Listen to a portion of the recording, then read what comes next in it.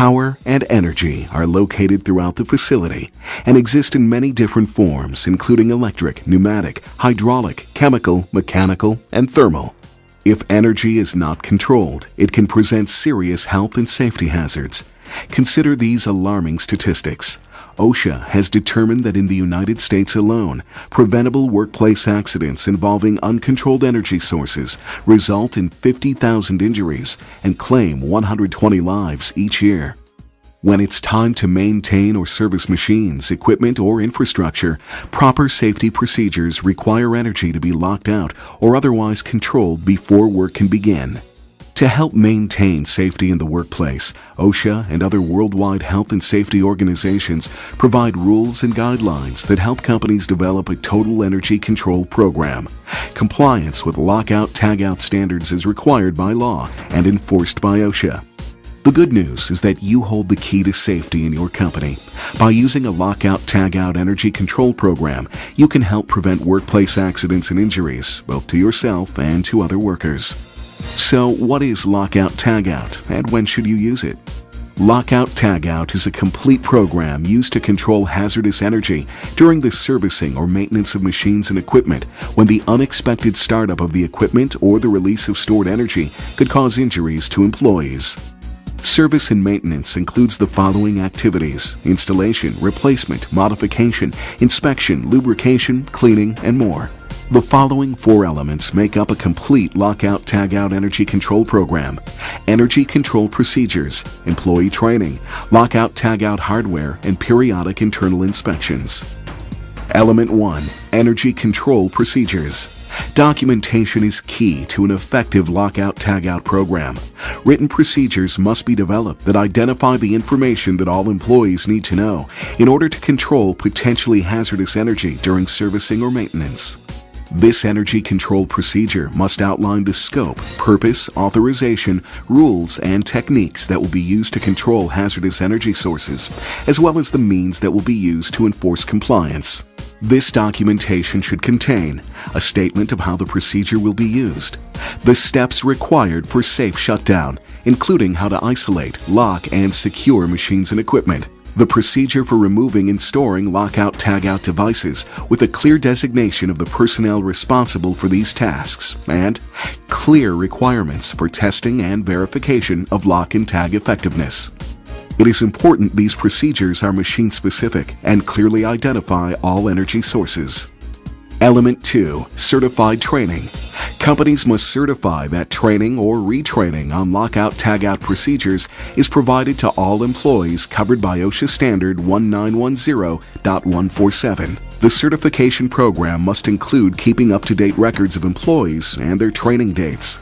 Training must take place anytime there is a change in job assignment, change in the energy control procedures, or if an inspection reveals the need for retraining. The degree of training required is determined by the work responsibilities of each employee, who are then placed into one of several categories: authorized employees, affected employees, and other. Authorized employees are responsible for implementing energy control procedures and performing the required servicing or maintenance. Training for authorized employees includes details about the type and magnitude of the hazardous energy sources present at the facility and the methods for isolating and controlling these energy sources. Authorized employees must also receive training on machine-specific procedures. Affected employees, on the other hand, simply perform their duties in the area in which an energy control procedure is being implemented. Affected employees are not themselves responsible for locking and tagging out, and they are not authorized to do so. The final designation is other employees. These workers include office or warehouse personnel who may work in an area where an energy control procedure is utilized. The responsibilities of affected and other employees are to recognize when energy control procedures are being implemented and to understand the purpose of these procedures. They must not attempt to start up or use equipment that has been locked or tagged out and must relay all such requests to the authorized employee on duty. Element 3. Tags and lockout devices. Many types of lockout-tagout products are available to help control energy and enhance worker safety. Specific OSHA requirements govern the use of these devices. Tags and lockout devices must be used only for the specific lockout-tagout application. Both tags and locks must be standardized by color, shape, or size. Tags must conform to a standard print size or format. They are also required to be durable enough to withstand the environment to which they are exposed for the maximum duration of the expected exposure. Finally, tags and locks must be identifiable and must clearly identify the employee who applies them. Locks and lockout devices must be substantial enough to prevent removal except by excessive force, with special tools such as bolt cutters or other metal cutting tools. If you lose your key, your supervisor should be alerted immediately. Tags must warn against any anticipated hazard. Tag tie must be attachable by hand, self-locking, and non-reusable, with a minimum locking strength of no less than 50 pounds. Element 4. Inspection. Each employer must ensure personnel understand and comply with all relevant and applicable Energy Control Program regulations. Periodic inspection of each lockout-tagout procedures must be performed at least once a year by an authorized employee other than the one utilizing the Energy Control procedure under inspection. These inspections are designed to ensure that energy control procedures are still adequate, continue to be properly implemented, and that employees are familiar with their responsibilities under these procedures. The documentation of the periodic inspections must make note of the machine that is locked and tagged out, the inspection date, the employee responsible for locking and tagging out, and the inspector. When a lockout procedure is inspected, the inspector must review the responsibilities of each authorized employee, ensuring that they understand and can properly implement all steps in the procedure. If it is revealed that there are deviations or inadequacies in the employee's knowledge or use of the energy control procedures, retraining should be conducted. Now let's take a look at some example lockout-tagout practices. The procedures for shutdown and startup should be straightforward. When equipment must be shut down for maintenance or repair, make sure you understand the type and magnitude of the energy, the hazards to be controlled, and the methods or means to control the energy before attempting to shut it down. After you prepare for the shutdown and announce the shutdown to all affected employees, turn off the equipment using normal stopping procedures. Then disconnect the power source or sources to isolate the equipment. In the case of electrically powered machines, this means taking action at the disconnect or breaker that feeds the machine. Do not rely on just the push button or on-off switch. Always disconnect the energy source after turning the machine off. If you disconnect the machine under load, you risk damaging the equipment. Take the time to make sure you have isolated the equipment from all energy sources.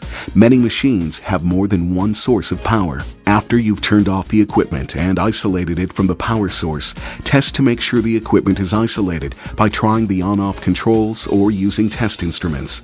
Remember to leave these controls in the off or neutral position. The next step is to properly lock out machinery to ensure that energy is not restored while you are working on the equipment. Locking out a machine involves more than just turning it off. A lock must be applied to all on-off switches and controls to physically prevent access to them. Use only your own lock to lock out the equipment you are working on. And remember, locks used for lockouts should be used only for lockouts. Don't use lockout locks on tool chests, lockers, or cabinets. Use them only for lockouts. Then, tag out the equipment to provide a visual alert that work is being performed. Start by using a secure tie to place your tag at the disconnect point. Finish by signing your name and writing down the date and the type of work you are doing. Occasionally, it is physically impossible to use a lock to lock out a piece of equipment. In those cases, it is absolutely essential to follow tag-out procedures.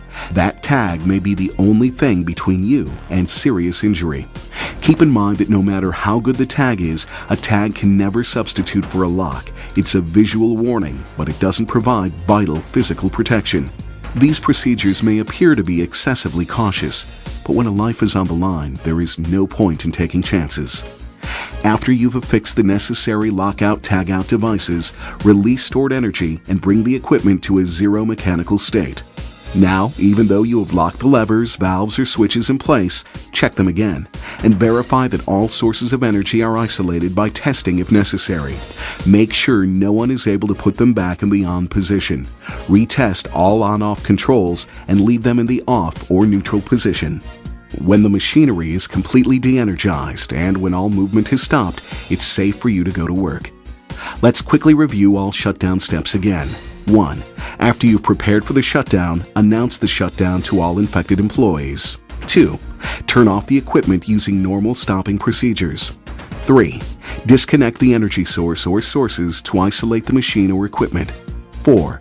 Lock out and/or tag out the energy sources to ensure that energy will not be restored. 5. Release all residual energy. 6. Verify isolation of all energy sources. It is now safe to begin maintenance or service on the equipment. Startup is every bit as important as shutdown. When the work is completed, follow procedures for restoring the equipment to running conditions. First, make sure you remove all tools, reconnect any lines, and put machine guards back in place. Before you remove the lock and tag and re-energize the equipment, announce that the equipment is being turned on again and confirm that all employees are safely positioned. Lockout/tagout devices can now be removed by the employee who applied them. If you are the last one to unlock, notify the area supervisor before restoring energy. When the work is done and all locks and tags are removed, restore energy to the equipment. Finally, it's a good idea to ask the responsible operator to test run the equipment to make sure it's operating correctly before you leave. When multiple people need to perform servicing or maintenance, group lockout/tagout procedures should be used. Group lockout/tagout should give all employees the same level of protection as using personal lockout/tagout.